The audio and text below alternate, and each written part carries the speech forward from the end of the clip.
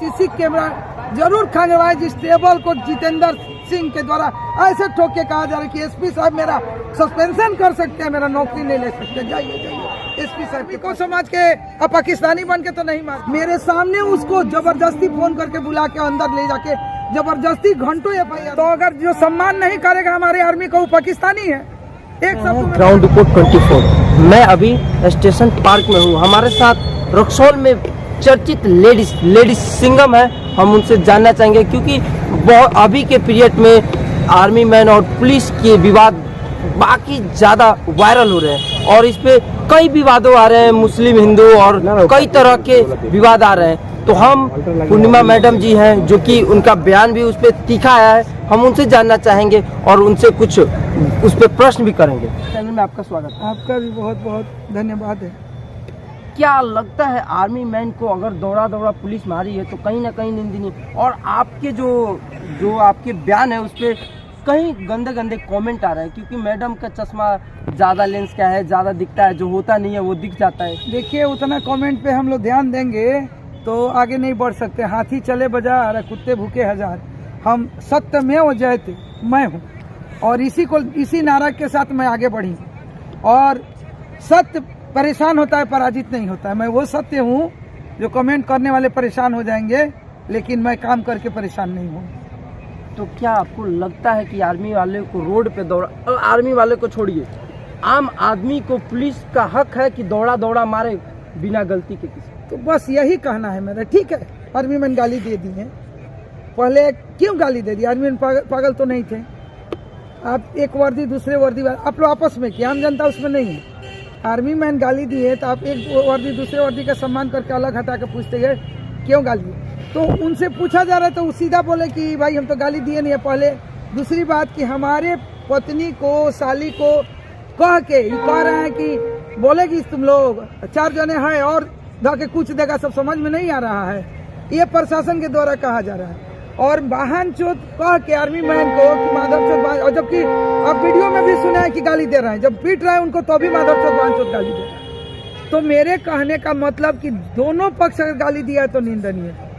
इसमें इन लोगों की घटियापन में बड़े पदाधिकारी लोग पिरा रहे और हम जैसे सामाजिक लोग, कौन क्या कहता है मुझे उस बात की चिंता नहीं है। मैं एक आर्मी मैन को इतना ऐसा कौन सा बड़ा गुनाह था, बड़े बड़े अपराधी पकड़े जाते हैं और हमारा प्रोटोकॉल है कि उसके मुंह पे काले कपड़े डाल के उसको जेल भेजा जाता है। और आर्मी मैंने ऐसा कौन सा अपराध कर दिए जिसको रोड पे घसीटा गया, मारा गया, बेटी बहन रोटी करके पीटा गया, ऐसा कौन सा अपराध कर दिए थे? मैं आपसे पूछती हूँ। एक और आपका बात सामने आ रहा है हिंदू मुस्लिम का। जैसे कहा जा रहा है कि लड़कियों का बयान, आपका भी बयान था कि मुस्लिम लोग मार रहे थे और हिंदू लोग बचा रहे थे। देखिए बच्ची पीड़ित थी, कांप रही थी, उन लोगों के साथ इतना दुर्व्यवहार हुआ था कि जाइए हजारीमल के पास पूछिए, वो लोग स्कूल से नहीं निकल रही थी, कोना में छुप रही थी, ऐसे कांप रही थी।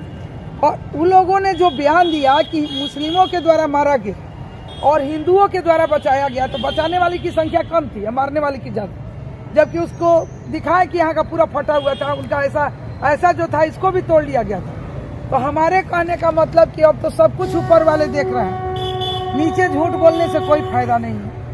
उन लोगों ने जो कहा जिस तरीके से, तो कहीं ना कहीं हमारे आपके रिश्ते में खटास आएगा। हमारे हिंदू मुस्लिम के भाईचारे में तो ठेस पहुंचा हमको। तो मैं बोली कि अगर मुस्लिमों के द्वारा मारा गया, हिंदुओं के द्वारा बच्चियों के बयान का यही ना था जी कि बचाया गया। इस बयान सुनने के बाद मेरे शरीर में आग लगा कि नहीं लगा, ये बताइए। लगा होगा, क्योंकि हम आपके यहाँ हर त्योहार आते हैं मनाने। मैं रोजा खोलवाने आती हूँ, मैं अपने घर बना के खोलवाती हूँ, मैं बना के मस्जिद में बेचती हूँ, आपके घर रोजा में शरीक होती हूँ। ईद मनाते हैं, बकरीद मनाते हैं, क्या ये दिन देखने के लिए कि मुस्लिम लोग मिल के हिंदू को मारे? कहीं हमारे आर्मी को समाज के पाकिस्तानी बन के तो नहीं मार दिए? ये भी हो सकता है मैम। हमको तो यही डाउट हो रहा है कि एरिया मुस्लिम का था, तो अगर जो सम्मान नहीं करेगा हमारे आर्मी को वो पाकिस्तानी है। एक शब्दों में मेरा कहना है। तो मैम एक और सवाल मेरा, मैडम एक और बात सामने आ रही है कि जो इंस्पेक्टर जितेंद्र सिंह है जो लाइन हाजिर किए गए हैं, तो उसका अभी तक क्या अपडेट है? क्योंकि आर्मी मैन को तो जेल हो चुका है, अभी तक हमें सूत्रों के हिसाब से पता चला है कि उनको जेल भेज दिया गया। तो क्या कहीं ना कहीं निंदनीय घटना तो है? देखिए जो भी हुआ है दोनों पक्ष से काफ़ी निंदनीय है और मेरा ये कहना है कि हमारे वरीय पदाधिकारी, जिला कप्तान, हमारे एसपी साहब उच्च स्तरीय जांच करें और मैं तो ये कहूँगी कि सीसीटीवी कैमरा जरूर थाना का खंगलवाएं, क्योंकि जितेंद्र सिंह का वो सारा षड्यंत्र सामने आएगा जो मैं उसमें खड़ी थी। मेरे सामने उसको जबरदस्ती फोन करके बुला के अंदर ले जाके जबरदस्ती घंटों FIR लिखवाए और मुझे वो अंदर जाने, मैं उनके प्रशासन से पूछी कि उनको क्यों ले जाया जा रहा है, मुझे क्यों रोका जा रहा है, ये अधिकार किसने दिया कि एक इंसान को ले जाए या दूसरे को रोका जाए। हम वरीय पदाधिकारी, हमारे कप्तान बहुत अच्छे हैं, 24 घंटे में अंजाम दिए हैं।